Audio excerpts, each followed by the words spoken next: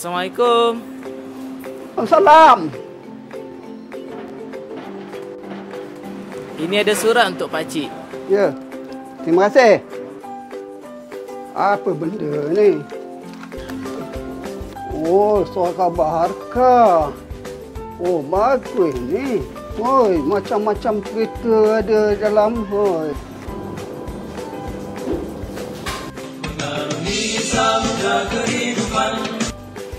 Hello, Assalamualaikum Ayah.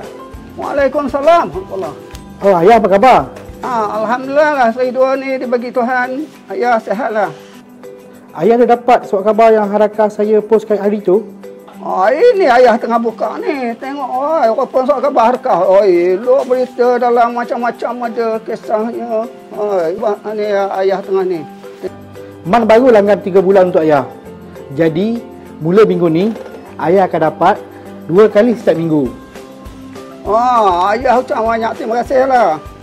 Boleh-boleh ayah apa ni tiap-tiap hari pun tak apa kalau kau tak ngantor. Baiklah ya. Kalau macam tu, Man langgan setahun untuk Ayah. Oh boleh. Saudara mara kawan dekat rumah ni ayah dah habis baca, nanti bagi dia orang pula baca. Dia maklumat ni semua orang dapat. Baiklah ya. Man rasa Man nak sambung kerja balik lah. Okey ya. Assalamualaikum. Waalaikumsalam.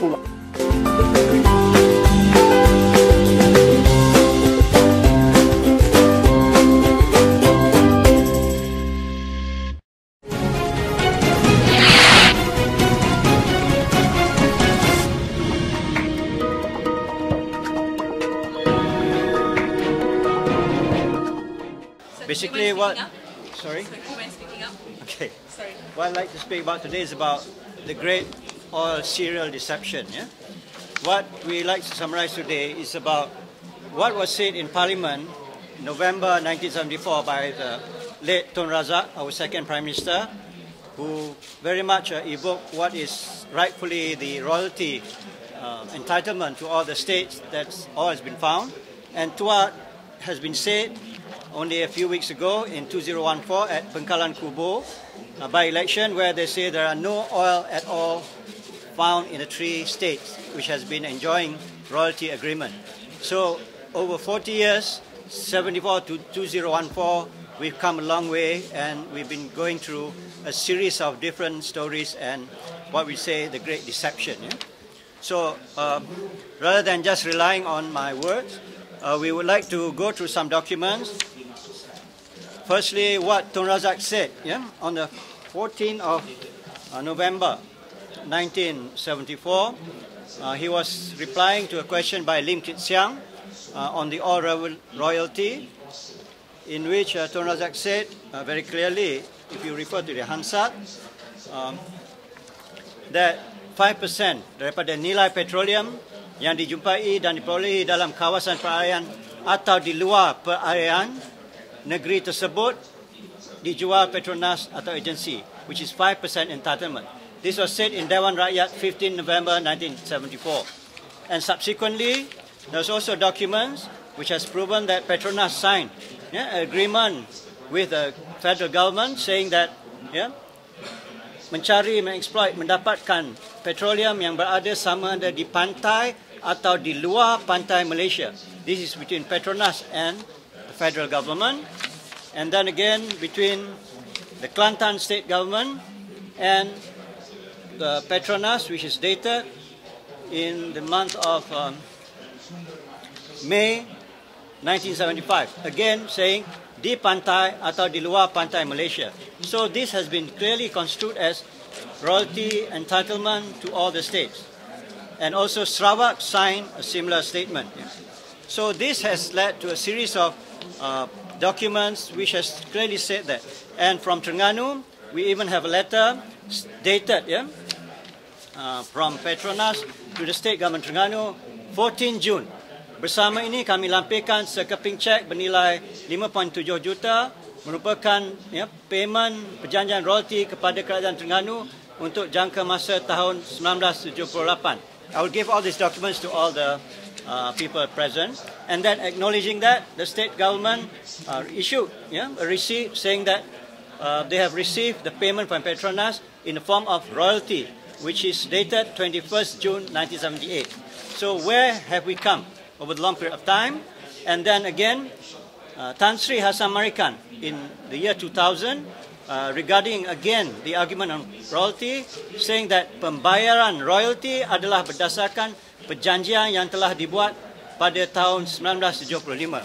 So the question we are asking now, over the series of changes in forms and changes in terminology use, it started off as royalty and then went on to Wang Esan and then became Dana Khas and then went back to royalty, and now they say there are no money found, no oil found in the month of September at the by-election. So where are we with respect to this federal government standing on this ever-changing version of all entitlement to all the different states? Now, today we found that the Malaysian government has been regressing, regressing, going back on their words from entitlement and then withdrawing it. When we compare with Indonesia, specifically Aceh, which never enjoyed any income from oil and gas, 0% over a long period of time, but in the year 2006, Aceh was entitled to a certain percentage of oil royalty, and they even got semi-autonomy. That is how people has progressed over a period of time in all different parts of the world with rights to mineral exploitation and mining. But Malaysia has been going quite the opposite and not enjoying the democracy or the freedom to ask for minerals found in their own territory. Now, the other problem that we're facing now, that it's going to be culminating in a few demonstrations starting tomorrow. I think there's going to be a big demonstration coming out to Parliament, is on the recent increase in petrol prices at the petrol kiosk. Now, we're all aware that the world petroleum price has actually dropped, and in fact, the United Kingdom, England has brought down the oil price by about 25 cents, equivalent per litre.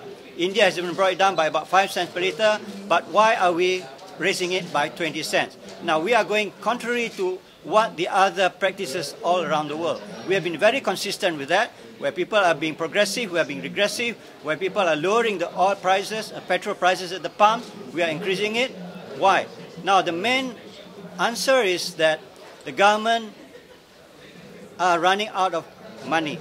The problem is we have been over-reliant on oil revenue. The Malaysian budget has always been about 40% revenue from oil and gas. The state of Terengganu, my home state, about almost 90% of oil revenue forms the bulk of the state budget. So how can we hope to be progressive in this country when we are over-reliant on one source of income from oil and gas only? So this is the price the rakyat is paying today, over-reliant on one source.